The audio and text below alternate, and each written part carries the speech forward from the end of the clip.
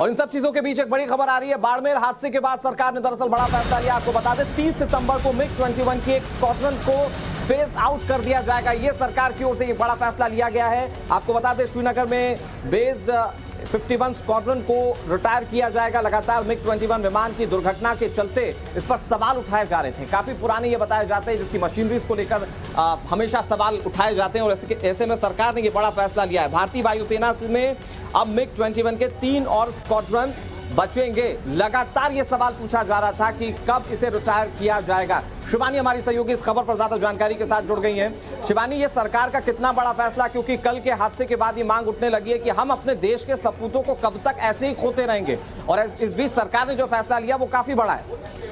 बिल्कुल अनुराग, ये बहुत ही बड़ा कदम है क्योंकि कल जब ये हादसा हुआ ठीक उसके कुछ मिनट बाद रक्षा मंत्री राजनाथ सिंह ने खुद air chief marshal VR Chaudhary से बात की थी और इस बाबत उन्होंने पूरी जानकारी भी ली और तुरंत बाद इस घटना के उन्होंने कंडोलेंसेस भी व्यक्त किए और बार बार सरकार की तरफ से ये कोशिश की जा रही है कि जो भी नए विकल्प हैं MiG-21 के, उन्हें जल्द से जल्द भारतीय वायुसेना के बेड़े में शामिल किया जाए। लेकिन मजबूरी ये है कि संख्या बल की अगर हम बात करें तो अब भी ये संख्या बल काफी कम है और इंडक्शन चल रहा है। इस बीच अब तक हमारे पास 4 स्क्वाड्रन्स थे MiG-21 विमानों के, जिनमें से अब ये खबर आई है कि 30 सितंबर को, इस साल 30 सितंबर को इस एक और स्क्वाड्रन को यहाँ पर रिटायर कर दिया जाएगा। ये श्रीनगर बेस्ड स्क्वाड्रन है MiG-21 का, स्क्वाड्रन 51, जिसे यहाँ पर रिटायर किया जाएगा और इसके बाद हमारे पास 3 और स्क्वाड्रन बचेंगे MiG-21 के। कोशिश ये की जा रही है कि अगले 3 सालों के अंदर इन तीनों स्क्वाड्रन को भी रिटायर कर दिया जाए, क्योंकि बार बार सवाल उठते हैं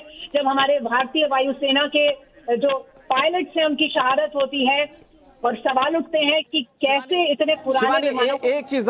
एक चीज और इस फैसले को इस तौर पर भी समझना चाहेंगे कि 3 साल में 3 स्क्वाड्रन विमानों को फेज आउट किया जाएगा, तो ये फैसला किस तरह से देखना चाहिए सरकार का? बिल्कुल, ये भी एक बहुत ही अहम और बड़ा फैसला होगा क्योंकि एकदम से इन सभी विमानों को रिटायर नहीं किया जा सकता। ये बहुत ही महत्वपूर्ण ऑपरेशंस में इस वक्त डिप्लॉयड है। अगर हम ईस्टर्न सेक्टर की बात करें तो LAC पर एक्टिव बॉर्डर है। चीन की तरफ से बार बार उकसाने की कोशिश की जा रही है भारत को, दूसरी तरफ पाकिस्तान का भी थ्रेट है। तो 2 फ्रंट वॉर की सिचुएशन को देखते हुए भारत की जो वायुसेना है वो सुपर एक्टिव मोड में है और अपने जितने भी ज्यादा को डिप्लॉय कर सकती है एक साथ वो कर रही है। लिहाजा अभी एकदम से इन सभी विमानों को रिटायर नहीं किया जा सकता है। अनुराग, कोशिश ये की जा रही है कि जल्द से जल्द ज्यादा से ज्यादा नए विकल्पों के इंडक्शन हो भारतीय वायुसेना में, चाहे वो LCA हो जो कि भारत में निर्मित किया जा रहा है। इसके अलावा और नए इंडक्शन की बात हो रही है कई और विदेशों से, चाहे वो रफाल हो, रफाल के 2 स्क्वाड्रन हमारे पास आ चुके हैं, अमेरिका से बात की जा रही है। तो ये जो पूरा प्रोसेस है ये बहुत ही तेजी से चल रहा है और कोशिश ये की जा रही है कि आने वाले 3 सालों में जितने भी MiG-21 हैं जो 6 दशक पुराने हैं उन सबको फेज आउट कर दिया जाए ताकि इस तरह की दुर्घटनाएं ना हो। बिल्कुल शिवानी, कहीं ना कहीं पूरा देश इस बात के लिए आवाज उठा रहा था। जो रक्षा विशेषज्ञ हैं वो इस बात की मांग कर रहे थे कि सरकार को इस दिशा में कदम उठाना चाहिए और सरकार ने इसके लिए एक बड़ा फैसला ले लिया है। बहुत शुक्रिया शिवानी आपका हमारे साथ जुड़ने के लिए और तमाम जानकारी देने के लिए। तो सरकार का एक बड़ा और अच्छा फैसला कह सकते हैं क्योंकि बार बार मांग ये उठ रही थी कि कब MiG-21 को बेड़े से हटाया जाएगा। राजस्थान के बाड़मेर में MiG-21 क्रैश में शहीद होने वाले फ्लाइट लेफ्टिनेंट अद्वितीय बल जम्मू के रहने वाले थे। शहीद विंग कमांडर M राणा मंडी के रहने वाले थे। MiG-21 में लगी आग के बाद दोनों पायलट शहीद हो गए। हालांकि दोनों पायलटों ने अपनी जान देकर 3000 लोगों की जान बचाई।